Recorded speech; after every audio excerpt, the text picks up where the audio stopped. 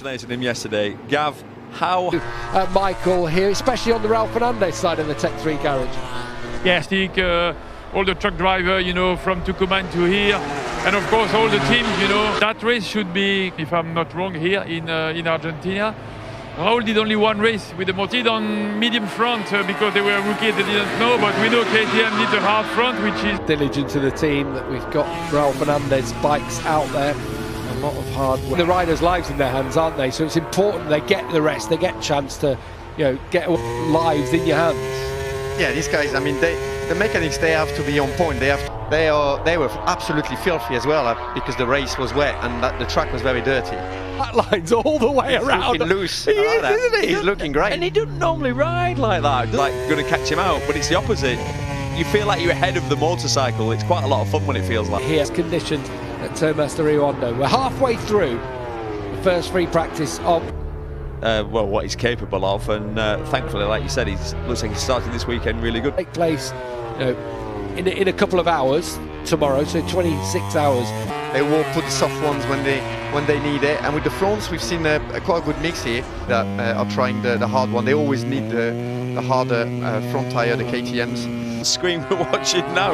You pay Alicia Spargaro's fantastic. You get a real feel to get to understand the riders a little. He was unlucky at the last race. The last race in Indonesia, he topped the test. That blip of a weekend, which they will put down to Michelin quite clearly if you read some of the down and talk with Michelin just about how we move forward from here. That was, if you look at his comments, that was really all. Then came back, fired back with, it's strange that he's every time someone talks directly about his tyres without admitting mistakes on his part. Thankfully, they have a safety tyre in place, a stronger construction. The fact that they are so close to the race. So then the question mark will be why there wasn't a test after the World Superbike race. For a couple of 3 days testing sometime during last year, probably with COVID or... Roman coming out of turn one. We've not the first person we've seen do that. No, we were on board with Fabio. He did exactly the same. Go to test there at the start of the year. You take your full range of tyres over to... that was true for most of the manufacturers, and they just had to do something about it. The tyres that they brought...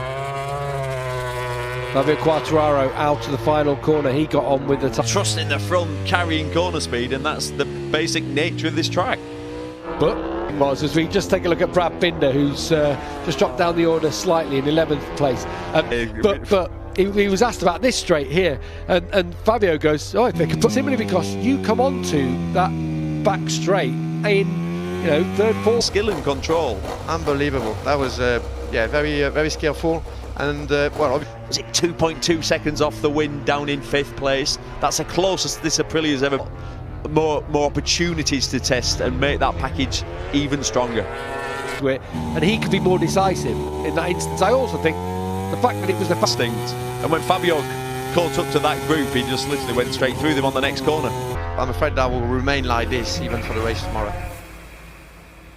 The Ducati is the superbikes, and it seems to work. So it's to allow you, the bike in front is hiding the wind from you, hiding the wind from your front tire, and is that sometimes it's better if the rider don't know everything. I thought that. Do you know what?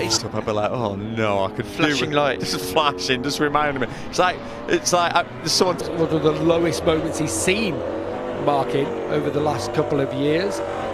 For them, which he's had throughout his career.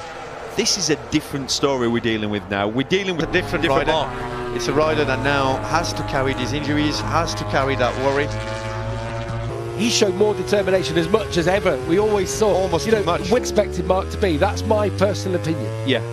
See, I think Austin, let's come out of this round, Indonesia, with a...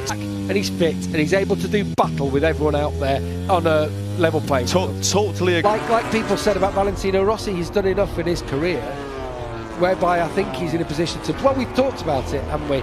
About the different winners over the last couple of years. Yes. Massive crashes. It was entertaining to watch. It really... Now we can see Aleix on another lap. Rins. Bagnaia was on a decent lap halfway. 5. You're in for a treat, ladies and gentlemen, from the Argentinian Grand Prix this weekend. It's possibly my least favourite circuit. Well, a week ago when he goes third on the KTM, Miguel Oliveira makes it a KTM 3. He looked really good in Indonesia. He didn't did And, look good in Indonesia. It surprised me. haven't actually been on a MotoGP bike around this track, as he Can assure you that. I think Vinales up into 6th this morning. So that means the team will be banning him from getting to any event early from now on. He's sitting on top as things stand. Checker flag is going out now. So that's Just where you don't want them on a MotoGP bike. You're trying to put the power to the ground, and it really... the top 10, and it's Marco Bezzecchi. Their start of this season.